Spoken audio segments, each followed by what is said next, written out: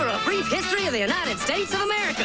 Hi, boys and girls, ready to get started? Once upon a time, there were these people in Europe called pilgrims, and they were afraid of being persecuted.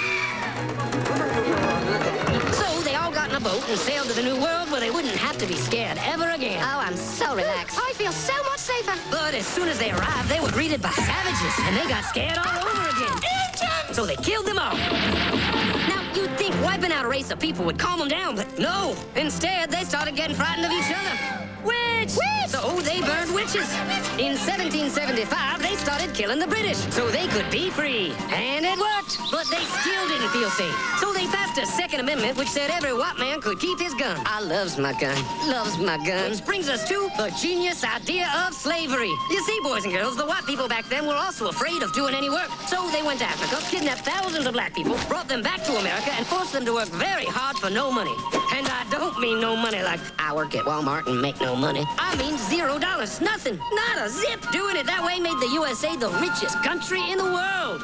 So did having all that money and free help calm the white people down? No way. They got even more afraid. That's because after 200 years of slavery, the black people now outnumbered the white people in many parts of the South. Well, you can pretty much guess what came next. The slaves started rebelling. There were uprisings, and old master's head got chopped off. And when white people heard of this, they were freaking out and going, I want to live. Don't kill me, big black man.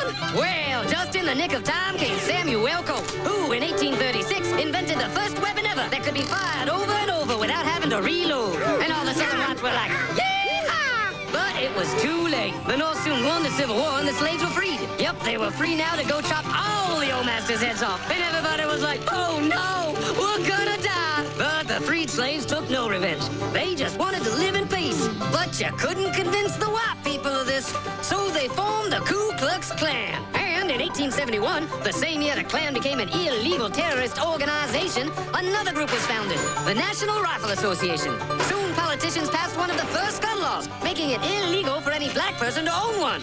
It was a great year for America, the KKK and the NRA. Of course, they had nothing to do with each other, and this was just a coincidence. One group legally promoted responsible gun ownership, and the other group shot and lynched black people. And that's the way it was all the way to 1955, when a black woman broke the law by refusing to move to the back of the bus. White people just couldn't believe it. Well, I won't say move. What's going on? Man, all hell broke loose. Black people everywhere started demanding their rights, and white people had a major freaky fear meltdown, and they were all like, run away! Run away! And they did. They all ran fleeing to the suburbs where it was all white and safe and clean. And they went out and bought 250 million guns and put locks on the doors, alarms in the houses, and gates around the neighborhoods. And finally, they were all safe and secure and snug as a bug.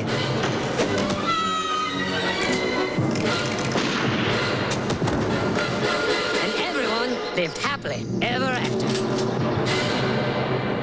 Wow. Yes, I did, yes. And Harold Moss